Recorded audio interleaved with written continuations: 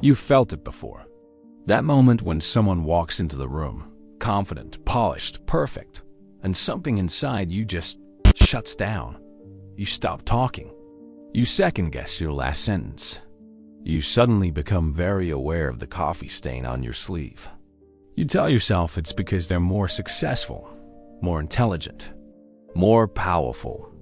But here's what nobody tells you. That feeling is not admiration. It's psychological distancing. And the person causing it? They are less likable than you think, not more. The most dangerous thing about perfection is this. It doesn't attract people. It repels them.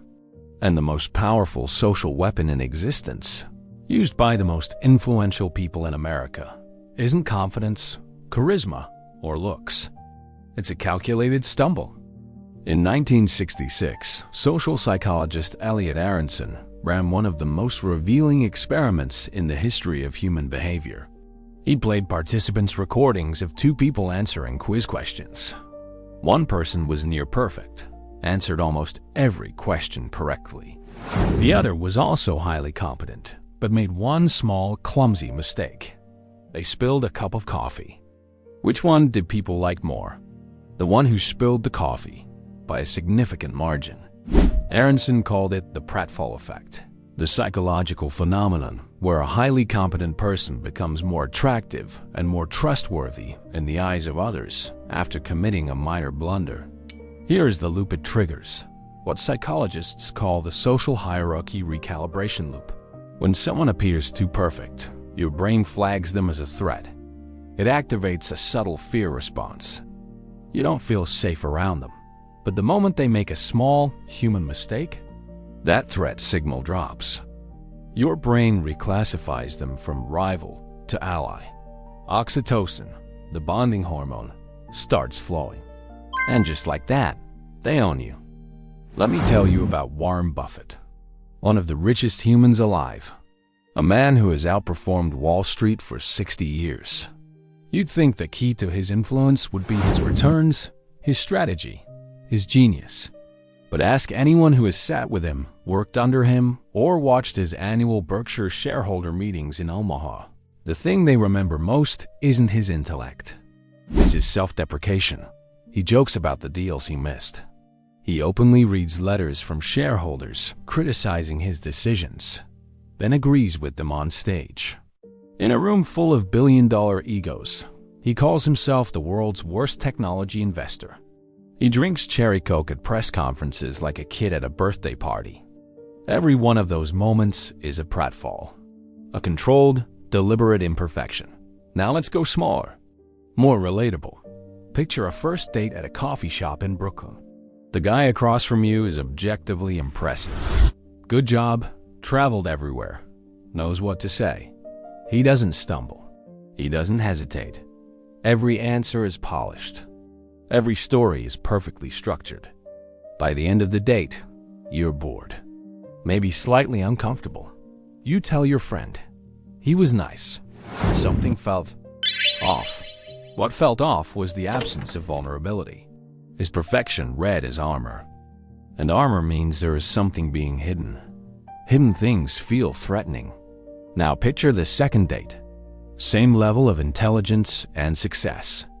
But halfway through, he spills his water, laughs at himself, and says, "I do this literally every single time I'm nervous." You lean in. Something opens up. You start liking him, not despite the spill, but because of it. That is the Pratfall Effect operating in real time. Most people think the Pratfall Effect is a feel-good psychological curiosity, proof that being human is okay.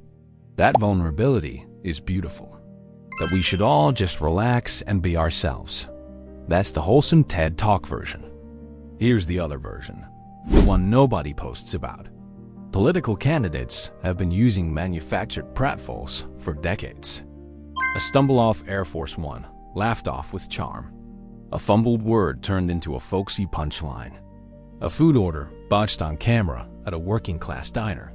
None of it is accidental. It is engineered. Media consultants are paid tens of thousands of dollars to craft moments of authentic imperfection. It is used in sales. A financial advisor who admits the market is unpredictable. Honestly, nobody really knows, closes more clients than the one who sounds like he has all the answers. Why? Because the admission of a small limitation makes every other claim more believable. Psychologists call this the Pratfall trust transfer. One voluntary weakness inflates the credibility of all stated strengths. It is used in manipulation.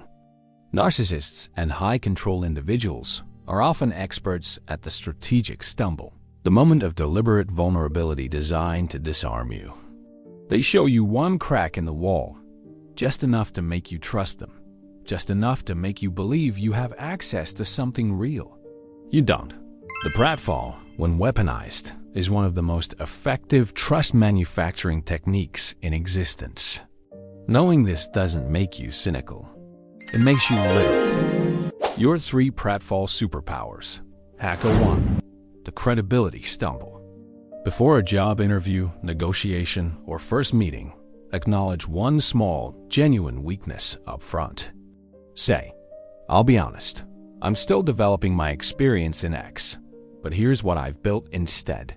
This single move disarms skepticism and makes everything that follows ring true. Your brain, and theirs, stops looking for the catch. You are no longer a threat. You are now an ally to be trusted. Hacker 2. The laugh at yourself checkpoint. Find one recurring, low-stakes, self-deprecating story and deploy it deliberately. Not a story of failure or genuine weakness, a story of relatable human imperfection. The time you confidently walked to the wrong floor of your own building. The email you accidentally sent to the whole company. Master communicators have 2 or 3 of these in rotation at all times. The pratfall doesn't diminish you. It makes you human enough to be trusted. Hack Shield 03. Spot the manufactured stumble. When someone's vulnerability feels perfectly timed, pause. Real pratfalls come with genuine discomfort. There is a micro moment of embarrassment before the recovery. Manufactured pratfalls are smooth. They land clean. The person moves on too fast. If someone's admission of weakness perfectly positions them as likable and trustworthy in one move, they may be using your own oxytocin against you. To tell, real vulnerability costs something. Weaponized vulnerability costs nothing. How 2026 is hijacking this loop. Here is where it gets personal. Because right now, in 2026, the Pratfall Effect is being systematically harvested at scale, and you are the target. Influencers on TikTok and Instagram have perfected the unfiltered aesthetic, the messy bun, the raw and honest caption, the tearful, I need to tell you something story. But look closer at the accounts doing this consistently. They are not accidentally messy. They have lighting rigs and editing suites.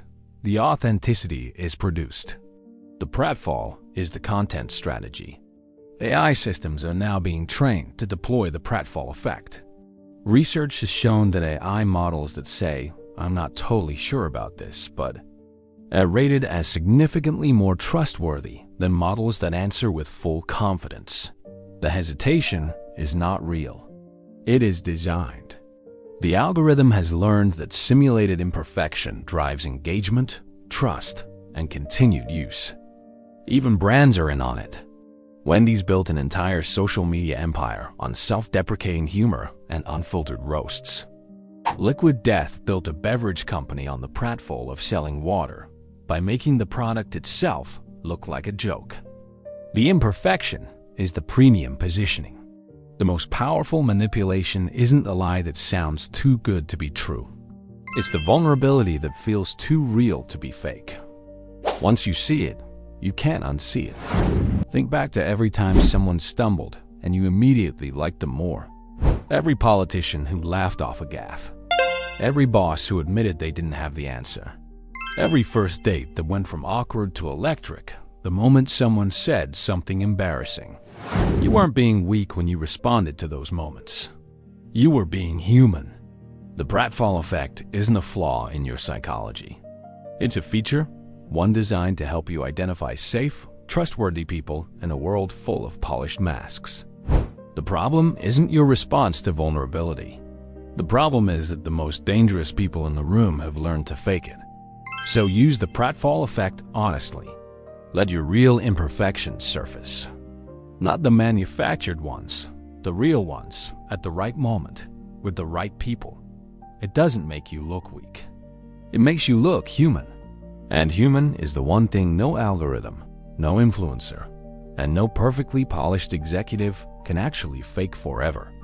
Once you see the pattern, you can't unsee it. And now, you see it.